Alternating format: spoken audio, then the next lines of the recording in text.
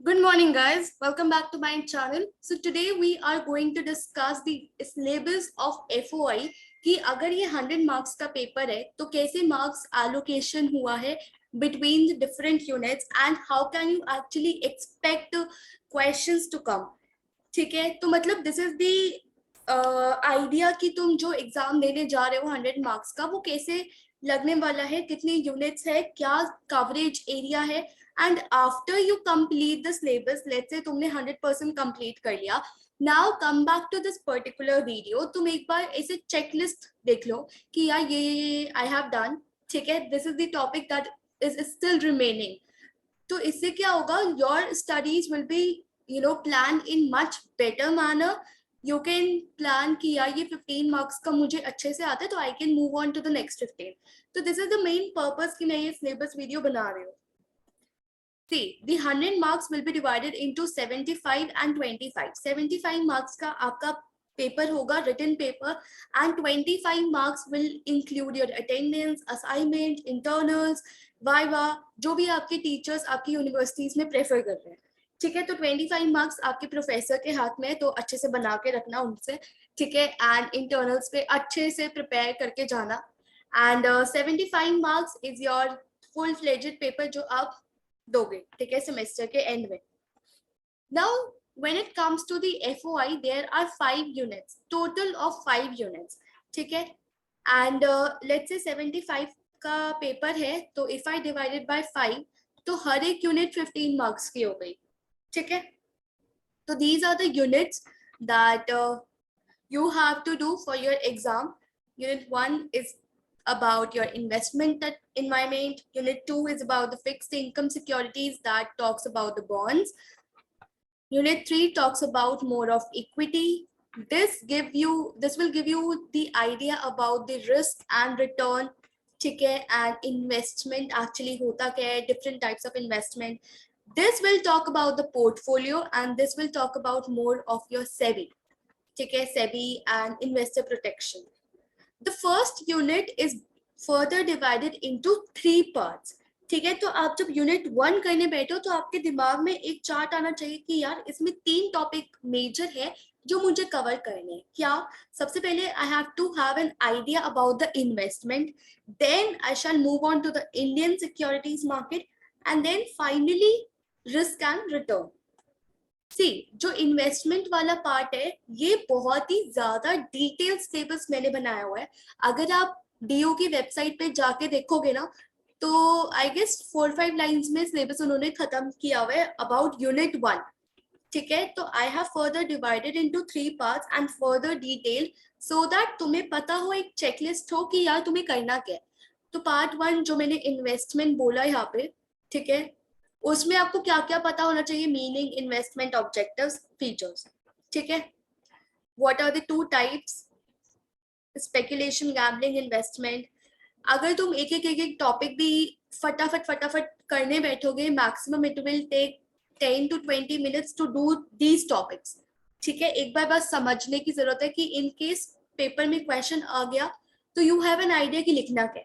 This is very important. Investment decision process, what are the types of investing, your direct, indirect, active, passive. ठीक है, diversification, hedging and arbitrage, and what are the impact of taxes and inflation. अगर तुम्हें मेरी videos देखी हो तो unit 1 chapter 1 covers all the topic. ठीक है, तो आई गेस मैंने 20 मिनट्स में पूरा चैप्टर खत्म किया हुआ है. and in short you can complete this part 1 in 20 minutes if you go and watch my video. Now when it comes to the part 2, Indian securities market, तो आपको ये सब पता होना चाहिए. Take a screenshot, save it in your mobile, so that जब आपका syllabus खत्म हो तो एटलीस्ट आपके पास एक चेकलिस्ट हो, यार हो गया. ठीक है, क्या क्या पता होना चाहिए तुम्हें इस यूनिट में से. स्ट्रक्चर, कौन कौन पार्टिसिपेंट्स है, primary, secondary, money market, capital market. ठीक है, these are the topics that you need to do. If I talk about this particular part, so I believe insider trading is very important. Your depository system is very important. Your SEBI ka role is very important, and primary, secondary is also important. But the most important tip here is कुछ predict करने मत बैठना, because मैंने predict करने का try किया था कि क्या आ सकता है, ठीक है, इस पर्टिकुलर यूनिट में से, and it turn out to be very opposite, very wrong. तो try to do each and every topic थोड़ा थोड़ा थोड़ा थोड़ा थोड़ा, जिससे तुम एटलीस्ट आंसर कर पाओ क्वेश्चंस, ठीक है. Part 3 is very interesting. पक्का पक्का पक्का क्वेश्चन आएगा इस पे 10 मार्क्स का, जिसमें तुम्हारा कैलकुलेशंस होगा, ठीक है. तो this is very important. This is the topic that you have to do it, ठीक है. This is further divided into 2, risk and return. Return में तुम्हें कैलकुलेशन आनी चाहिए, expected return, holding period return, annualising return, absolute return. These all topics have been covered in my video. Risk पता होना चाहिए, ठीक है.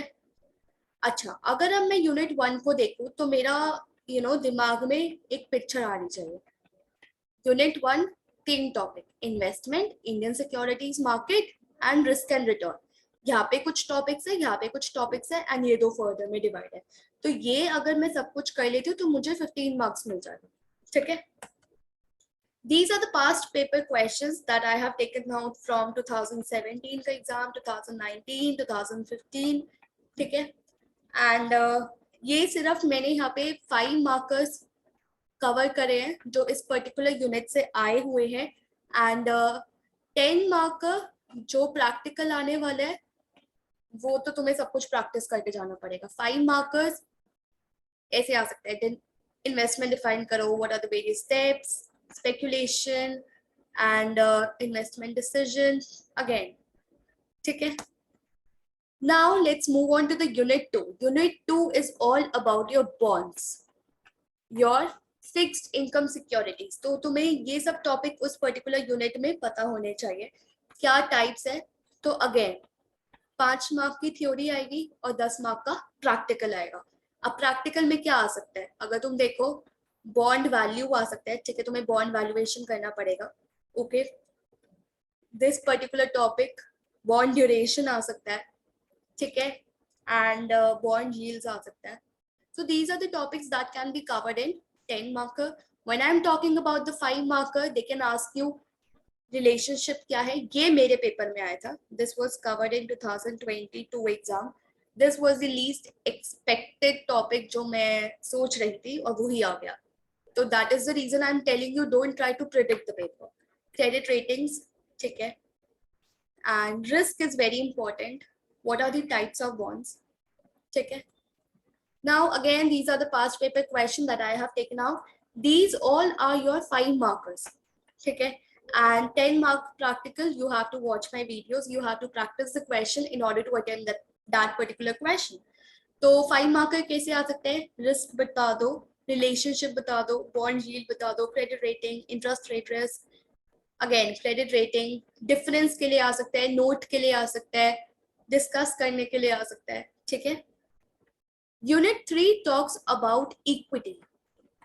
एंड जैसे ही तुम्हें कोई इक्विटी बोले, तुम्हारे दिमाग में 4 टॉपिक आने चाहिए, ठीक है. Fundamental analysis, that is all about EIC approach, ठीक है. इसके ऊपर शॉर्ट नोट आ सकता है, which will be again 5 markers.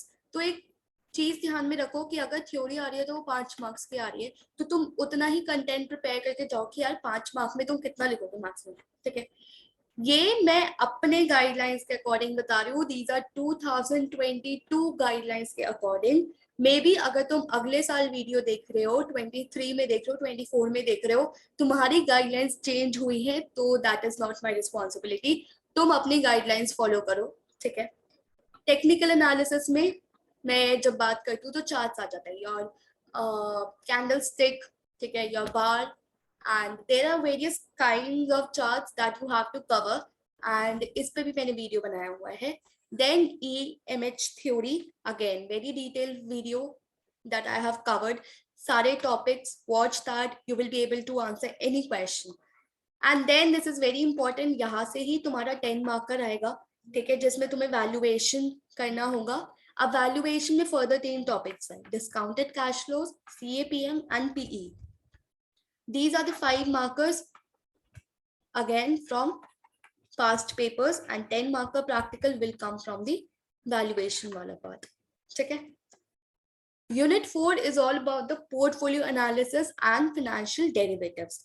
When I'm talking about the analysis, तुम्हारे दिमाग में अगेन ये सब चीजें आनी चाहिए. सबसे पहले तुम एनालाइज करोगे एक पोर्टफोलियो को, फिर तुम उसे सिलेक्ट करोगे and then you will evaluate. तो अगर तुम इन्वेस्टमेंट डिसीजन पढ़ो या पोर्टफोलियो प्रोसेस पढ़ो, ठीक है, पोर्टफोलियो सिलेक्शन प्रोसेस, तो these are the steps that you have to follow, anyways follow. तो यहाँ पे तुम्हें उसी चीजों का डिटेल्ड वर्जन है, तुम्हें सब कुछ पढ़ना है, ठीक है. And this is a completely separate topic, mutual funds, and ये पेपर में आता है, ठीक है. Financial derivatives मेरे एग्जाम में आया था, I don't know तुम्हारे एग्जाम में आएगा या नहीं आएगा. Derivatives में these are the 3 major derivatives जहाँ पे तुम्हें मीनिंग पता होने चाहिए, फीचर्स पता होने चाहिए, डिफरेंस वेरी इंपॉर्टेंट, डिफरेंसेस पता होने चाहिए, and calculation of futures and options पता होना चाहिए, ठीक है. Again these are the 5 markers.